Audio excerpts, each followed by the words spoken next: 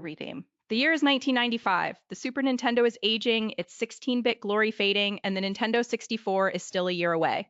Nintendo needs something to keep gamers hooked, something bold, futuristic. Enter the Virtual Boy, a device that promises to plunge you into a new dimension of gaming. No TV, no glasses, just a stereoscopic 3D world you can almost touch.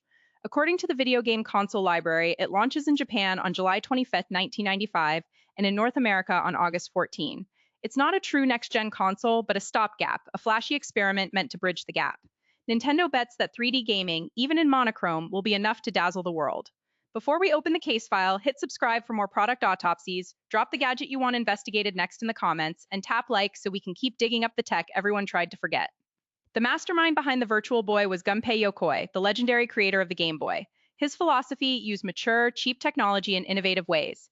But this time, that philosophy collided with corporate urgency. Nintendo wanted something flashy to fill the gap between consoles, and the Virtual Boy, a 32-bit tabletop system with dual LED displays, seemed like the answer. Inside Nintendo, the project was accelerated. According to the Video Game Console Library, it was explicitly marketed as a stopgap. The original vision was for a portable VR headset, but tech limitations forced compromises. Yokoi himself was reportedly unhappy with the final product, but the release date loomed. The machine that emerged used oscillating mirrors to create 3D depth, but it was tethered to a stand, not a strap. Nintendo threw its marketing weight behind the Virtual Boy. Magazine ads screamed, "3D gaming is here," with glowing red imagery. The system was priced at $180, not cheap, but competitive for a new console. Early hands-ons at trade shows generated buzz, but behind the scenes, developers were struggling. The hardware was inflexible, the red palette limiting. According to a 2025 Mashable retrospective, the Virtual Boy sat awkwardly between a home console and a portable resilience. It needed a flat surface and either 6 AA batteries or a power adapter. Battery life was abysmal, maybe 4 hours, and the power adapter added cord clutter. The hype promised immersive worlds, the reality was a power-hungry, table-bound oddity. Here's where the dream starts to crack. The Virtual Boy wasn't a headset you strapped on and walked around with. It was a tabletop unit on a flimsy, non-adjustable tripod. To play, you had to hunch forward, neck craned, peering into the visor. According to a 2013 One More Castle review, Nintendo originally planned a head strap, but the health and safety division killed it. They feared people would trip, fall, or hurt themselves while wearing it. So instead, you bent forward like a human praying mantis.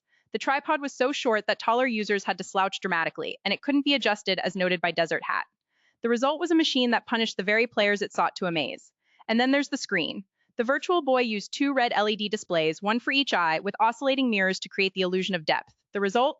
A world drenched in blood red and black. Red LEDs were chosen because they were the brightest and cheapest at the time, but that locked out all other colors. According to the Video Game Console Library, the monochrome display was a major contributor to headaches and eye strain. The 3D effect, while novel, was jarring the flickering mirrors and stark contrast tired eyes quickly. Nintendo's own manual warned players to take breaks every 5 to 30 minutes, a clear admission that this machine could literally make you unwell. Not exactly a ringing endorsement for a device meant to transport you to other worlds. Gaming in the 90s was social. Friends crowded around a TV, passed controllers, shouted advice. The Virtual Boy killed that. With your face buried in a red void, you were alone. It had no TV output, no link cable for multiplayer, no option for couch co-op. As a game developer analysis later put it, the system took away the social aspects of gaming, like couch co-op. You couldn't even watch someone else play unless you had a second unit. In an era of Mario Kart and GoldenEye parties, the Virtual Boy was a solitary, antisocial machine. It didn't just isolate your eyes, it isolated your entire gaming experience. A console lives by its games, and the Virtual Boy had barely any. In its entire short life, only 22 titles were released. According to the Video Game Console Library, that's it, 22 games. Compare that to over 700 for the NES or 1,500 for the PlayStation. The lineup was sparse and uneven. Wario Land stood out as a genuine gem, but most were shallow arcade ports or uninspired sports titles. No Mario platformer, no Zelda, no Metroid. The red and black palette severely limited art design, making visuals muddy and hard to read.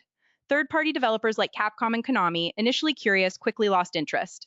The shallow library starved the system of must-play titles, creating a death spiral, no games, no buyers. When the numbers rolled in, it was a disaster. According to the Video Game Console Library, the Virtual Boy sold approximately 770,000 units worldwide. To put that in perspective, the original Game Boy sold over 118 million. It was, and remains, Nintendo's worst-selling console. In the United States, price cuts came fast and deep. Within months, the system was being cleared out at $50. Retailers couldn't give them away, some in Europe never even stocked it. Nintendo had high hopes, rumors suggest they expected millions, but the public shrugged. The red future had become a red stain on Nintendo's balance sheet, a stark warning against rushed innovation. Nintendo pulled the plug in 1996, less than a year after launch. No grand announcement, no farewell tour, just a quiet disappearance from shelves. According to a Wikipedia list of canceled games, even some finished titles were never released because the hardware was already doomed. Developers who had invested in Virtual Boy projects were left holding the bag, their work shelved indefinitely. The speed was shocking. From July 1995 launch to discontinuation within 12 months, it's one of the fastest console deaths in gaming history. The stopgap that was meant to buy time had instead given Nintendo a black eye they wanted to forget as quickly as possible. What might have been? According to the Wikipedia canceled games list, titles like Bound High and Donkey Kong Country 2 were in development for Virtual Boy. Bound High was fully finished and even shown at E3 1996, but never came out. The source code later leaked in 2010, allowing fans to finally play it on emulators. A Donkey Kong Country 2 tech demo was built by Rare, but it never advanced. A true Mario platformer was reportedly pitched but never moved beyond concept art. The thin library wasn't just a launch problem, it was a symptom of a system that never attracted the creative firepower it needed. These canceled gems show what the Virtual Boy could have been with more time and faith. So who killed the Virtual Boy? Analysts pointed fingers in every direction. Some blamed the rushed development schedule, others cited fundamental design flaws, the red display, the tripod, the eye strain. According to Game Developer, it was the most physically uncomfortable gaming console of all time.